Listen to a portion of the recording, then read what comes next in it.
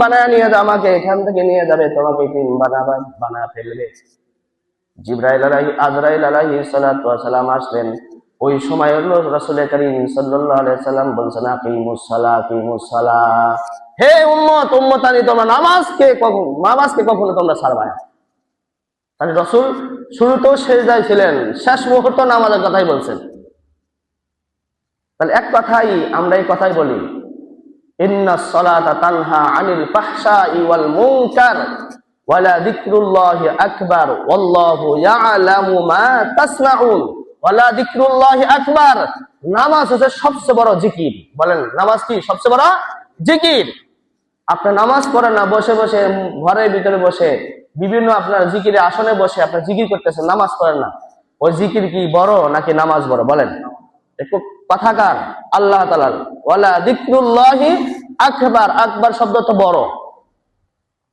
যে আমরা বলি না আযানের ভিতরে মুয়াজ্জিন সাহেব বলে না আল্লাহু আকবার, আল্লাহ হচ্ছে সবচেয়ে বড়। পৃথিবীর সমস্ত কাজ তোমরা ছাড়ো, এক আল্লাহর হুকুম আদায় করো, ইহকালে শান্তি পাবা, পরকালে শান্তি পাবা।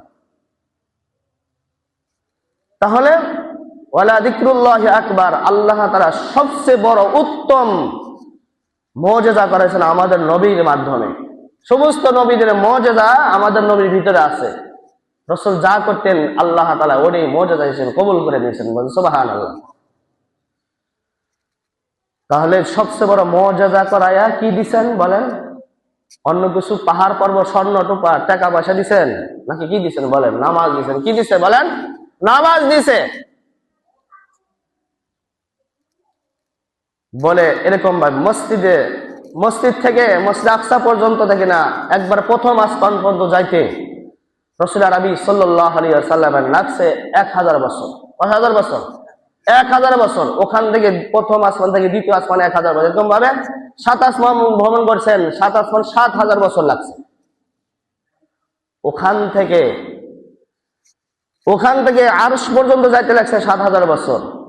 তার 7 কত হলো? 14। ওখান থেকে আল্লাহ তাআলার কাছে যাইতে লাগছে 14 বছর। কত হলো? 28 বছর লাগছে। রাসূল করিম সাল্লাল্লাহু আলাইহি ওয়াসাল্লাম ওখান থেকে রাসূল করিম সাল্লাল্লাহু আলাইহি ওয়াসাল্লামকে আল্লাহ তাআলা সবচেয়ে বড় উত্তম দামি জিনিস দিছে, যেটা মানুষ কোন উম্মতাদি কোন বান্দা যদি সেটা পরিপূর্ণভাবে আদায় করে, আল্লাহ তাআলা ওযু করার মাধ্যমে তার সগীরা গুনাহ মাফ করে দেয়। বান্দা যখন মসজিদে প্রবেশ করে, আল্লাহুম্মা তাহদি আবওয়াবা রাহমাতিক বলে যখন মসজিদে প্রবেশ করে, আল্লাহ তাআলা তার জন্য রহমতের দরজা, সব দরজা খুলে রাখে। বান্দা এখনো নামাজ পড়ে নাই, নামাজের অপেক্ষায় আছে, আল্লাহ তাআলা তাকে নামাজের সব দান করতে থাকে। বান্দা যখন নামাজে দাঁড়িয়ে গেছে, সুবহানা সানা পাঠ করে, আল্লাহ তাআলা বলে, ফেরেশতাকে বলে, দেখো আমার বান্দা নামাজে দাঁড়ায়া এখনো তাকবীরে তাহরিমা বাজছে, বেদেই উনি আমার প্রশংসা করতেছে। বলে ইমাম সাহেব সূরা পড়ে, সে কান লাগা শুনতেছে। ওয়া ইযা কুরিয়াল কুরআন ফাসতামিউ লাহু ওয়া আনসিতু লাআল্লাকুম তুরহামুন। তার অন্তর লাগায়া সে কোরআনুল কারীম শুনতেছে, আর আমার প্রশংসা সে অন্তর দিতে ফিট করতেছে। ফেরেশতাকে বলে, হে ফেরেশতা, তোমরা সাক্ষী থাকো, আমার বান্দা যখন নামাজ শেষ করবে, আসসালামু আলাইকুম ওয়া রাহমাতুল্লাহ, আসসালামু আলাইকুম ওয়া রাহমাতুল্লাহ বলবে, আমি আল্লাহ তাআলা তার জীবনের সব গুনাহ মাফ করে দিলাম, সব গুনাহ মাফ করে দিলাম, একটা গুনাহ রাখবো না। একটা গুনাহ থাকে শিরক, যেটা স্পেশাল ভাবে তওবা করতে হয়। কি করতে হয়? ইন্নাহু হুয়াত তাওয়াবুর রহিম। তওবা বিহীন আল্লাহ তাআলা মানে তওবা করতে হবে খালেস দিলে, আর আল্লাহ এই গুনাহ কখনো করব না। সেজন্য শিরক কোন গুনাহের কাজ করার আগে একটু চিন্তা করা দরকার যে এই গুনাহটা কি শিরক গুনাহ না কবিরা গুনাহ না সগীরা গুনাহ। কিন্তু গুনাহ তো আমরা করতে কখনো দ্বিধাবোধ মনে করি না। হ্যালো আসসালামু আলাইকুম, তওবাত হ্যালো বলেই আমরা কথা শুরু করি, মিথ্যা কথা। কোথায় আছো? বলে আমি আছি কালীবাড়ি। আছে জামালপুর। আছে কোথায়? সে আছে বিভিন্ন ভাড়ারা বাজারে। উনি বলতেছে আমি কাছে কালীবাড়ি। ভয়ে কথা বলে আসলে সে শুরু করলো মিথ্যা কথা দেয়া। বলেন ওই শুরু থেকে না শেষ পর্যন্ত বন্ধু বান্ধবের সাথে কথাটা বলবে, সব কথার মধ্যে বরকত গুলো উঠায় নিবে কে? আল্লাহ তাআলা। প্রথমেই শুরু করছে মিথ্যা কথা দিয়ে। সালাম তো নাই। মুসলমানের আদব ছিল আফসুস সালাম ক্বাবলাল কালাম। প্রথম তোমরা সালাম বিনিময় করো, তাহলে কথার মধ্যে বরকত হবে। তাকাব্বুরি অহংকারী রিয়া সমস্ত গুনাহ ওখান থেকে গুটায় ফেলবে। আল বাদিবি সালাম বারিউম মিনাল কিব।